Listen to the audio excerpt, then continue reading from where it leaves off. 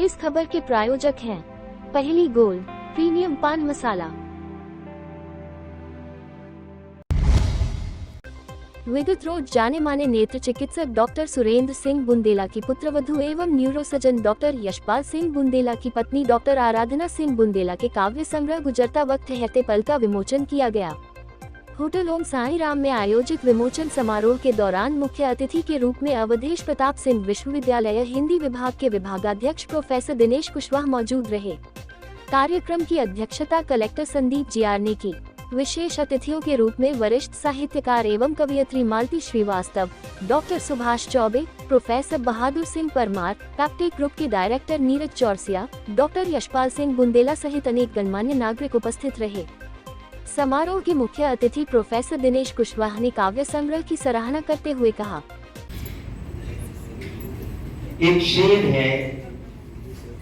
कि कविता लिखना सरल नहीं है, कविता लिखना सरल नहीं है, पूछो उन फनकारों से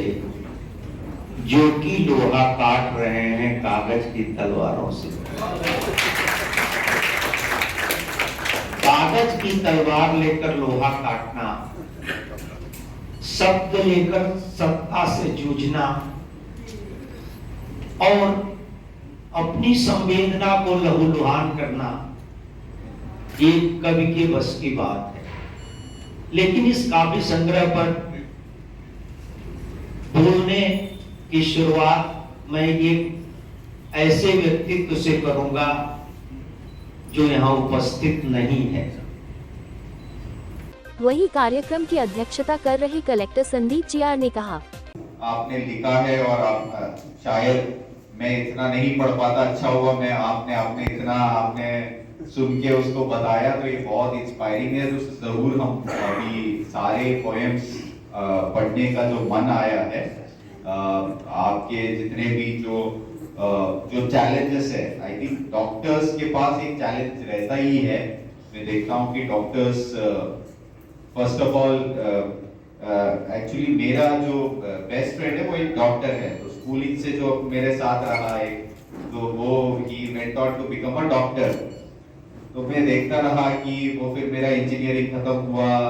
वो पढ़ता रहा, फिर मैं काम पे गया, वो पढ़ता रहा, है ना। फिर मैं इससे पहले मैं IRS इनकम टैक्स में गया, वो पढ़ता रहा, फिर मैं IAS में आया, वो पढ़ता रहा, फिर मैं सब कलेक्टर SDM बने, वो पढ़ता रहा, CO जिला पंचायत बने, वो पढ़ता रहा, हम आज कलेक्टर हो गए।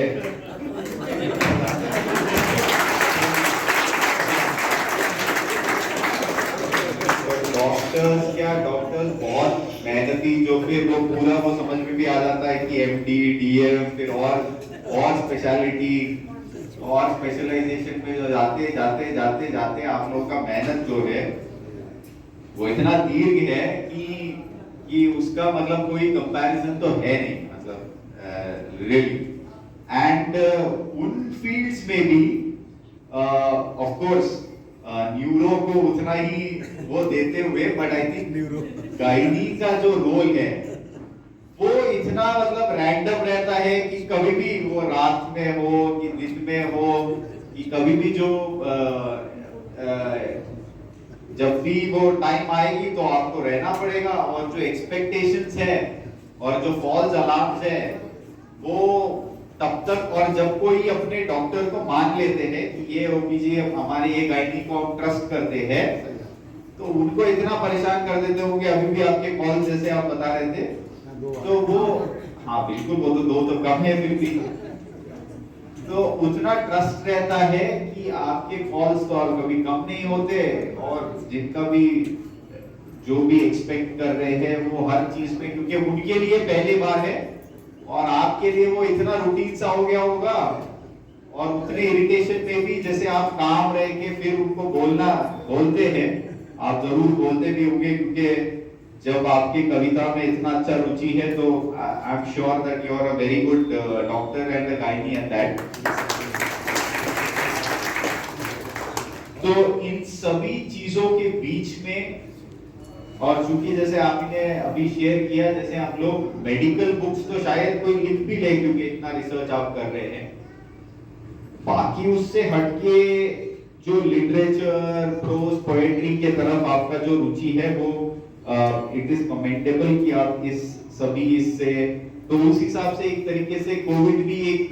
मतलब आई थिंक कहीं ना कहीं वो जरूरी भी था कि ऑफ कोर्स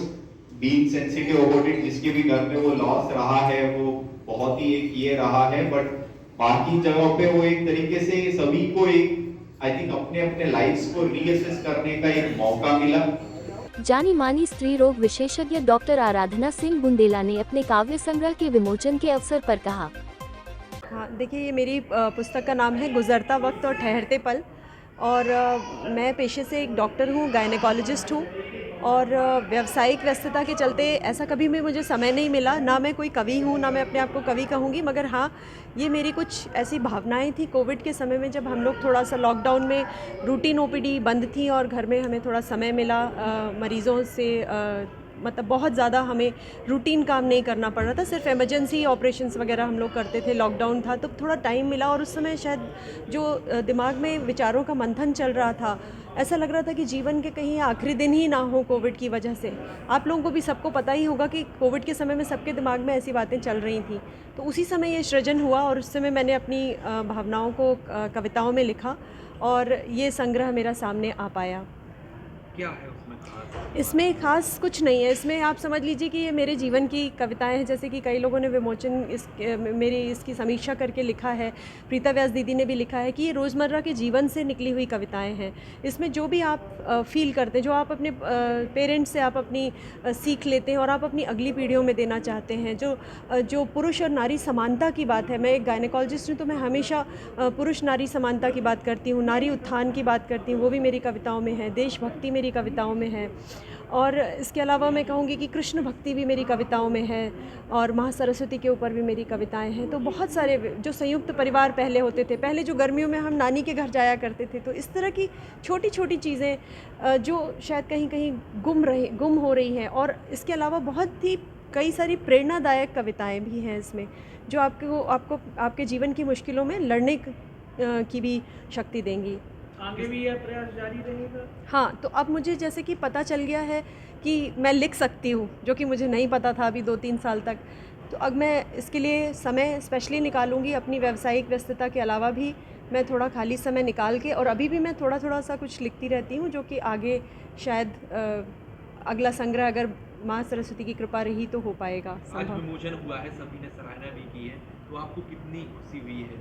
मुझे बहुत खुशी हुई है कि देखिए, मैंने जब भी ये कविताएं लिखी थी, कभी ये सोच के नहीं लिखी थी कि कोई इतनी तारीफ़ करेगा। मुझे ये नहीं, अभी भी मुझे ये नहीं पता कि हाँ, ये मैंने कितनी चीज़ें लिख दी हैं और मैं भूल गई हूँ लिख के।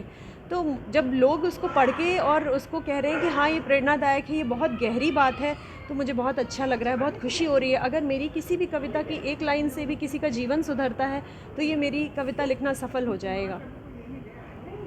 पैसे में कोई फर्क पड़ता है, कोई व्यवधान तो नहीं आता? नहीं, बिल्कुल भी नहीं। देखिए, मैं एक डॉक्टर हूँ और पेशेंट और मरीज़ की परेशानी सबसे मेरा पहला धर्म है, तो उसके बाद जो मेरा बचा हुआ खाली समय होता है, उसी में मैं थोड़ा आत्मचिंतन करके लिखती हूँ, मगर मरीज़ों के बीच में कभी भी कविता नहीं आएगी। मगर कविता हाँ,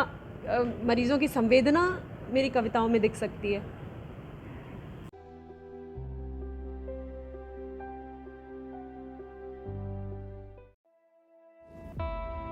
इस खबर के प्रायोजक हैं पहली गोल्ड प्रीमियम पान मसाला।